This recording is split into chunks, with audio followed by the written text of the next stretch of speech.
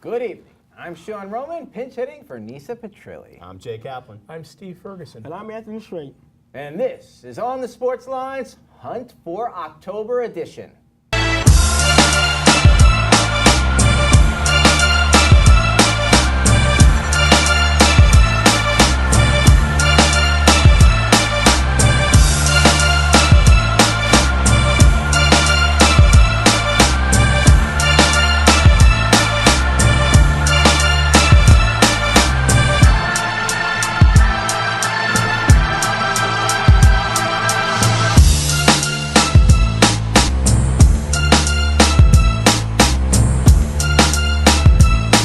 The end of September puts the national pastime front and center again as contenders separate themselves from the pretenders in the race for the postseason.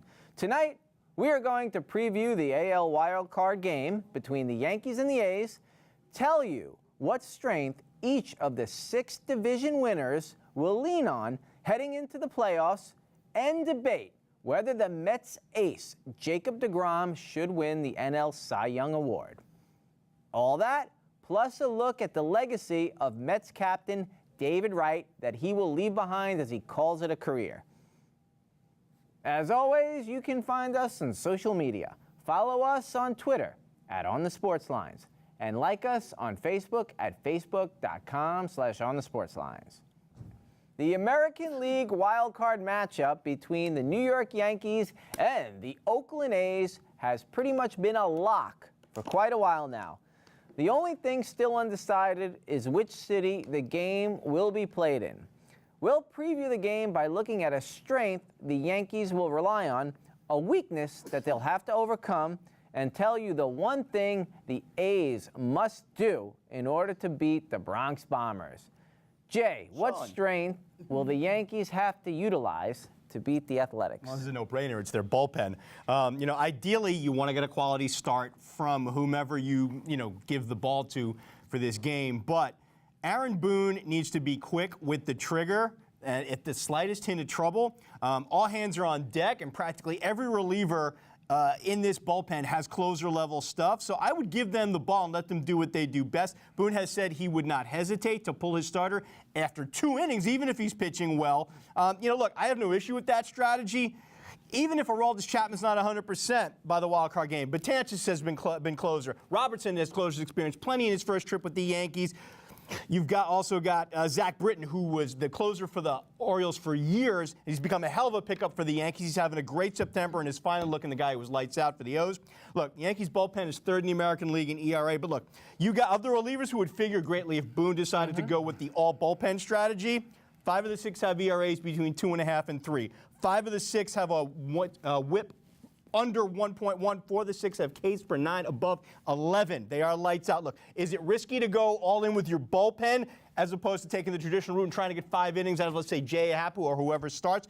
Maybe. But, this is a single-game winner-take-all scenario. You might as well ride or die with the strength of your team, and that's the bullpen. So, Steve, what weakness do you believe the Yankees will have to overcome? Well, they're going to have to figure out, as Jay pointed out, which of the starters they want to go with. And they have 3 pretty good choices. J.A. Happ is 16-6. He's been terrific since the Yankees picked him up, and he is very good in postseason. Masahiro Tanaka has been a very good postseason pitcher at 12-7. I think he's more than serviceable for a game like this. And, of course, you have the flamethrower, Luis Severino, 19-8.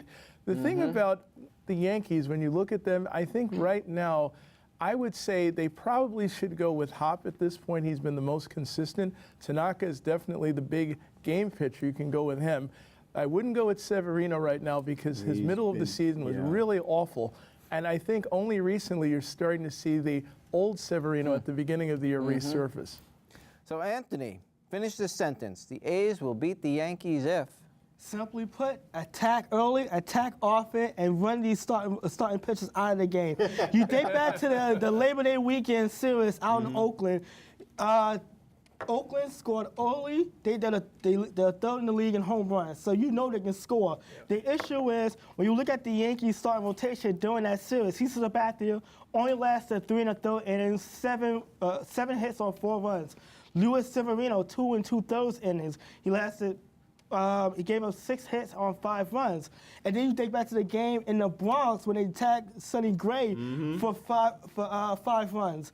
With the Oakland A's, they have to get an early lead and stay ahead. You do not want to be chasing the Yankees against that bullpen, which is their strength in Yankee Stadium.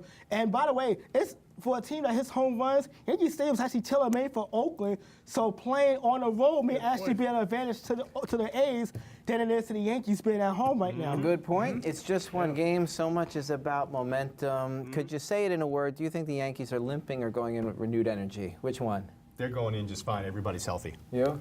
Limping or renewed energy? I would say the A's might actually take this game. I would say that right now Oakland has the momentum. Thanks for answering the question. The division races in the American League have been over for most of the month. The Red Sox, Indian, and Astros are once again the champions of the East, Central, and West, and are looking ahead to their divisional series matchups. We'll take a look at the strength each will rely on heading into the playoffs. Jay, what strength does the Red Sox, the best team in baseball, rely on heading to the playoffs? Simply put, their new approach to hitting. When Joey Cora took over from John Farrell as Red Sox manager, he brought with him the same approach that the Houston Astros utilized to get to the World Series the previous year. And when they brought Tim Hyer over from the Dodgers to be the hitting coach, he came over with that same mindset, coupled with the fact that he knows a lot of these hitters from his previous tour of duty as the minor league hitting coordinator for the Red Sox. That mindset is this simple: disciplined aggression. You take advantage early in the count, be ready to do damage, don't give away strikes, which is a 180-degree shift from the passive, take as many pitches as possible, work the count philosophy that Farrell espoused along with hitting coach Chili Davis. And there's the proof that it's worked. Differences between last year and this year. Last year, Boston hitters strung at 62% of their strikes, lowest in the American League. This year, 68%, that's up to 11. First pitch swinging, under 21%. This year, it's up to 27.3. And they are at their best with this approach when they have at-bats that end after one pitch.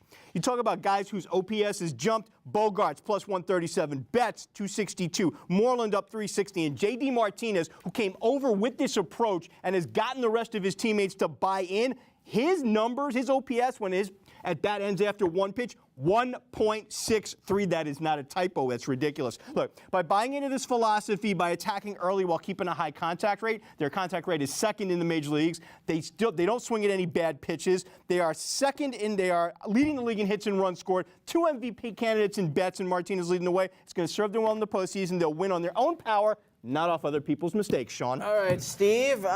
So what are the Astros going to rely on? Jay took up a lot of time, so be quick. They're going to rely had stuff to on say. incredible starting pitching. Justin Verlander, future Hall of Famer, leads the way. You have 2 15-game winners in Garrett Cole and also Charlie Morton, 15-3 at age 37. Amazing. And Dallas Keuchel, who used to be their ace, who's just around 500, is actually their 4th starter. You can't even forget their 5 starter, Lance McCullers, who will probably go to the bullpen. And they have a kid who may wind up starting if need be. You may not have heard of his name is Josh James. This guy averages 98 miles an hour on his fastball. He's been pitching 5 innings the last 2 outings, but he might be in the bullpen and he might possibly start. You know, when we went to a Met game recently, Steve, I did the Verizon pitch. Yep. I threw one ball 70 miles an hour. My arm still hurts from it. I can't believe I I'll have to challenge you on that next year and see how hard I can throw. Anthony, what strength will the Indians rely on? You know what? I'm going to round it up. It is starting pitching. It's amazing in the American League, the amount of starting pitching depth in these playoff teams, and they're all offensively powered teams. But when you look at the Indians, they're the only team in baseball history that have not 1, not 2, not 3, but 4 guys with 200 or more strikeouts in one season. You got Corey Kluber, who's probably going to finish with 20 wins. You got Carlos Carrasco, who is also equally good. Mike Clevenger, who's picked up some slack. Now you're getting back Trevor Bauer off the Sable list, who may be healthy enough to start in the division series. But if that's not possible, you got Shane Bieber you can also go to in the back end of that rotation. Then you look at the bullpen, who, by the way, Terry Francona made the mistake last year of leaning too much on his bullpen. Yeah. He's going with the 4-man rotation, not the 3-man rotation. We saw how that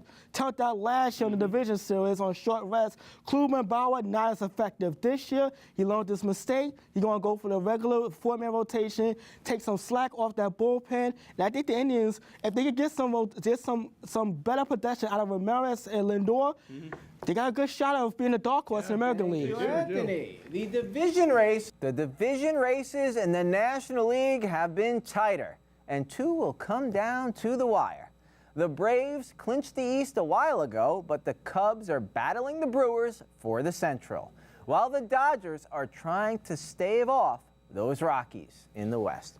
We'll presume they'll both hold on and take a look at the strength of each that they'll rely on heading into the playoffs. Anthony, what strength will the Dodgers rely on heading into the playoffs? Well, you know what a difference the week make, because I was all raving about the Dodgers' depth in their lineup has the biggest strength. And they've had a lot of injuries all season. I mean, Dave Roberts has played 152 different starting lineups over the course of the season, and 56 games went out into. That's a lot of players subbing in and out. They lost Justin Turner early in the year, and that contributed to their slow start. They get him back. They added Manny Machado throughout the course of the season. Big pickup. David Freese as well. Big veteran pickup. Remember him from 2011 with the Cardinals. And also, they have Clayton Kershaw. You know, they got yourself pre-kicked again. All right, guys. It's all good. Try to be quick in your answers because we want to have some time for the Mets stuff, which we all love. Jay, what strength will the Cubs rely on? It's real simple. Javi Baez has to continue playing at an MVP level. Look, they're going to make the playoffs. They've already clinched a spot. It's just a question of whether they go in as a division winner or as a wild card. But, you know, however far they intend to go, it's going to be up on him to carry the offense. He's got a great slash line. It's MVP caliber, 294, 328, 565, 34 homers, 110 RBI. But here's the thing. It's his wins and losses that show you how important his production is. In 90 wins, 329, 373, 636, 22 homers and 82 ribbies. 64 losses, 243, 262, 464, 12 homers and 28 RBIs. Look, Rizzo, Schwarber, Bryant, though Bryant's been struggled with injuries, here's the deal. If they are going to get any further into the playoffs and be a force, it's going to be on Baez, because that's where it starts and ends in terms of carrying them. Steve, tell us about the Braves. What do they have to rely on going into the playoffs? You know what? The Braves basically have the Fab Four when you look at their lineup. It's incredible. They've got a rookie, Ronald Acuna, who's having a tremendous year, 26 home runs, 287 average. Ozzie Albies, who's 24 and hitting 272. Freddie Freeman is always consistent. This is a guy who's hitting 307 with 23 home runs, 95 RBIs. And Nick Markakis, who made the All-Star team for the first time in his career at age 34, 14 home runs, 93 runs batted in, hitting 302. These four in the lineup carry this team, and when they are hot, the Braves definitely win. All right, so let's move on to the Mets. After struggling with various injuries over the last 2 years, hampering his attempts at a comeback, Mets captain David Wright has decided to hang up the Spurs. He has 2 years left on his contract, but has said that he will not play beyond this season. He was activated off the disabled list on September 25th, but Saturday's game at home against the Marlins will be his official send-off. Steve, what's the legacy David Wright leaves your Mets? David Wright, to me, is going to leave the Mets with a terrific professional attitude in every sense of the word, positive demeanor, an all-star caliber player both offensively and defensively, and without question one of the best players and best people that has ever played for the New York Mets. Got a favorite memory? Yes, I do actually. The game against the Yankees, you may remember Mariano Rivera. And he beat him in the ninth inning with the double, I believe, over the head of the center fielder. At that time, it was Brett Gardner. But David Wright has always been, and if you look at his numbers, he's number one in almost every category except for home runs. He's second only to Darryl Strawberry. Over 1,700 hits in his career, and if he'd been able to play a couple more years, we're looking at a Hall of Fame possibility. Wow, you know what? I agree with everything you say, but there's a part of me that feels like memorable but incomplete. And the reason why is because I've seen this story before, and it's with Don Mattingly. And you're a diehard Yankee fan. We talked about this before. Don Mattingly was one of the best players we've ever seen. In his prime. In his prime, 30 home run hitter, 300 average, multiple All-Star appearances. But when the injuries finally caught up, he was a shell of himself. By the time the Yankees finally did make the playoffs, the strike cost him a whole season. He finally got to the playoffs, got that one last hurrah in Game 2 against Seattle in the division series. And it was so eerily similar to what David Wright went through. He was the prime of his career, and I was at the game when he suffered a neck injury and it was diagnosed with spinal stenosis. My favorite memory is probably the last great memory he gave us with the Mets. It was Game 3 in the World Series against the Royals, and the Mets down 2-9. He hits the 2-run shot, gives the Mets the lead, attacks on a couple more RBIs, had a 5 RBI night. The Mets won 9-3, running away. The only win in that series, by the way.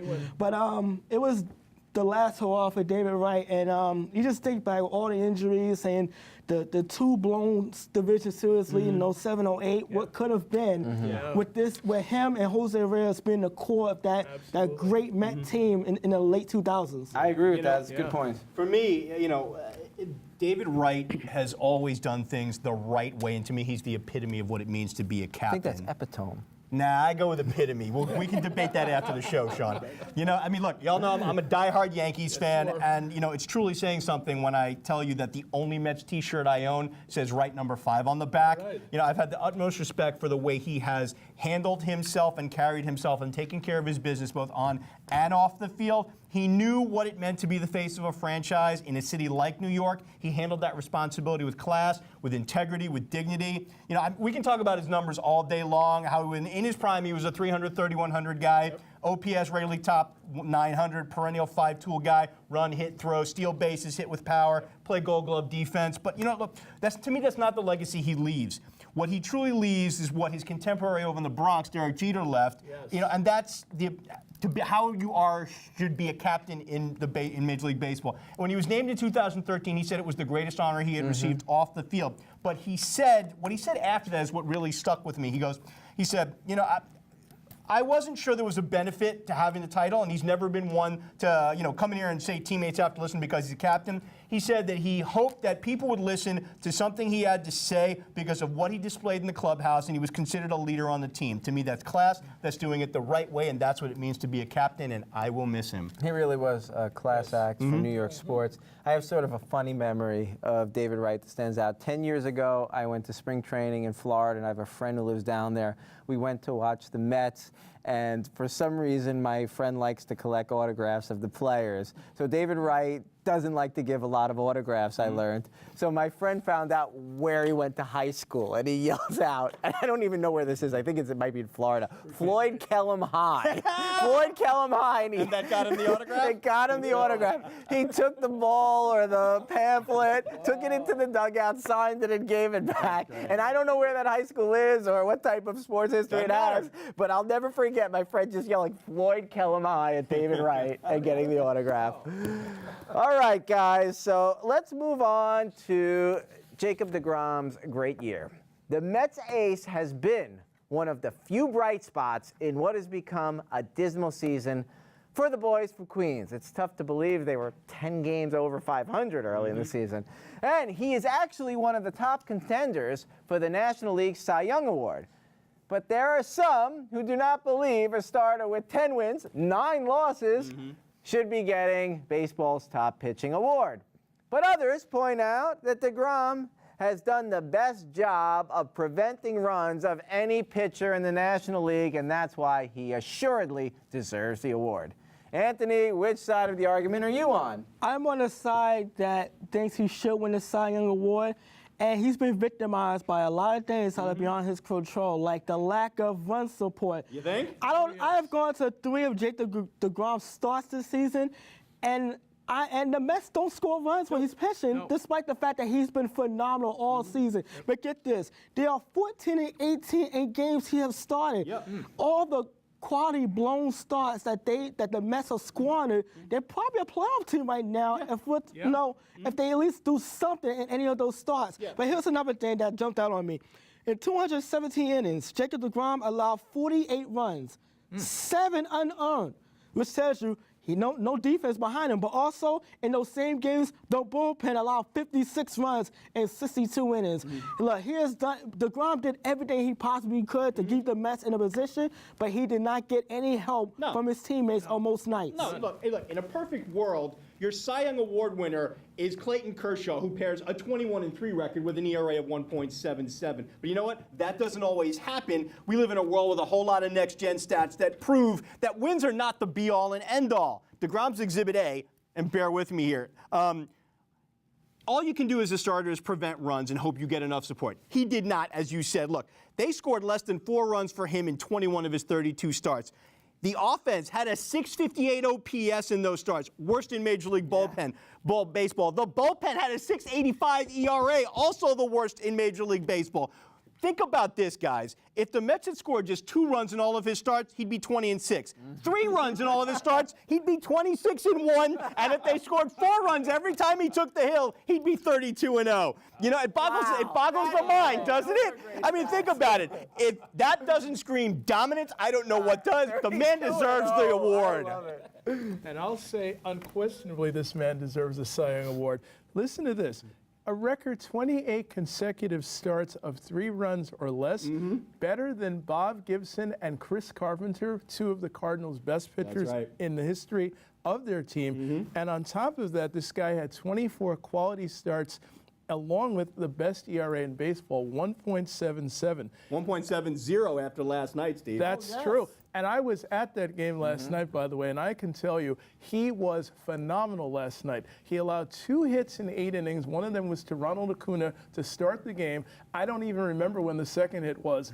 And he struck out the side in the 8th inning. He was still throwing 98 miles an hour, locates every one of his pitches with incredible precision and velocity. And if he doesn't win that Cy Young this year, I don't know when the heck he's going to win it. Wait, let me talk for a second. You know, I usually am a guy who looks at wins as a major criteria. I really am, because I think psychology, it's important. Like, if you have a bigger run, you don't have to pitch as hard. You could give up a few runs. The important thing in sports is get the win. It doesn't matter how you do it. Get your team on the positive side.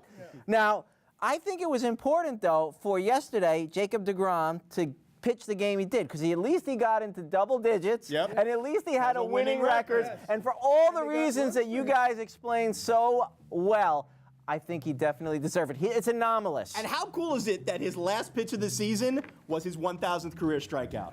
That was cool. And the fastest ever in Mets history to do it, by the way. That music right there means it's time for the 3-minute warning. Anthony, lead us off.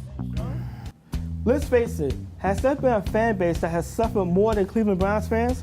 These fans have had their team taken away, reborn, and have only 1 playoff appearance since 1999. They have never seen a Super Bowl appearance, and everyone in this panel has taken a shot at quarterback. On top of that, they went 635 days between regular season victories. For one night, however, the land was the center of the sports world, trailing 14-0 to the Jets. First-round pick Baker Mayfield led a comeback tell us straight from a storybook. The result was a 21-17 win that gave a long-suffering fan base a reason to cheer for the first time in almost 2 years. The celebration felt like they won a championship, even though it was only week 3. But when you have endured so much losing and pessimism, why not let it all out after 635 days? Congrats, Browns fans, and cheers to you. Champagne wishes and caviar dreams. Dilly dilly. Le'Veon Bell, great talent, but the Jets need more. As the Jets season has started off at 1-2, the rumors have surfaced about them, along with other teams, being interested in Steelers running back Le'Veon Bell. Good idea? Not really.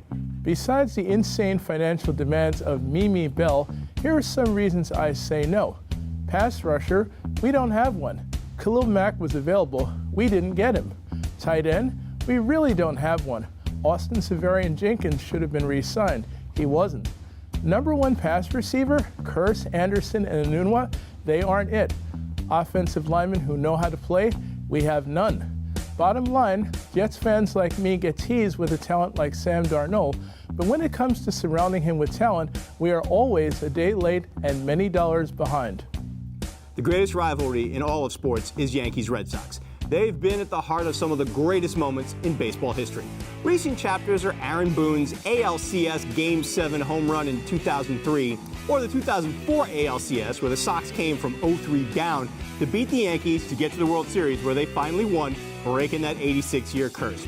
But for me, the greatest chapter played out 40 years ago this week when the Bronx Bombers completed one of the most epic come-from-behind runs in baseball history to take the AL East from the Red Sox. To me, that was the epitome of a pennant race, something that I think has been lessened by the advent of the wild card. The Yankees were 14 games back on July 17th, and the drama and infighting had reached an all-time high at the Bronx Zoo as the New York press had labeled the dysfunctional Yankees clubhouse. Billy Martin, George Steinbrenner, Thurman Munson, and Reggie Jackson were all at each other's throats while the team struggled. It got so bad that Martin resigned as manager on July 24th. In came Bob Lemon. His calm leadership got the Yankees turned around, and they tore through the American League while the Sox were just treading water. By the season's final day, the teams were tied, leading to a one-game playoff, much like the wildcard game of today. In Game 163, Ron Guidry shut Boston down. Bucky Dent's middle name became effing after his 3-run homer into the screen atop the Green Monster gave the Yankees a lead they never gave back. They would go on to win their 22nd World Series. Yankees-Red Sox in the summer of '78. Hollywood couldn't have written a better script.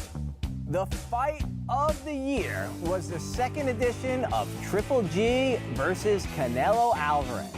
Two fighters at the top of their games and neither backing down an inch. This was combat sports at its finest. It highlights how boxing has a beauty and will always be superior to the human cockfighting that MMA essentially is. Triple G landed bombs that would have leveled many an opponent. Alvarez not only fought through it, at the end of the day, Triple G's face revealed the appearance of a champion who looks like he lost for the first time. The scorecards were all close. 1 draw and 2 gave the fight to Alvarez by the slimmest of margins. There's been a lot of critique, but I agree with the judges. The Mexican fought with the spirit his heritage nearly demands, and he won the fight of his life. For Jay Kaplan, Steve Ferguson, and Anthony Strait, I am Sean Roman, and thank you so much for spending part of your evening with us. We hope to see you again on October 11th for the NBA tip-off edition of On the Sports Lines. And remember, if you want to see this show again or catch up on any of those you may have missed, please check us out at youtube.com/onthesportslines. Good night. Good night, everybody. Good night, everyone.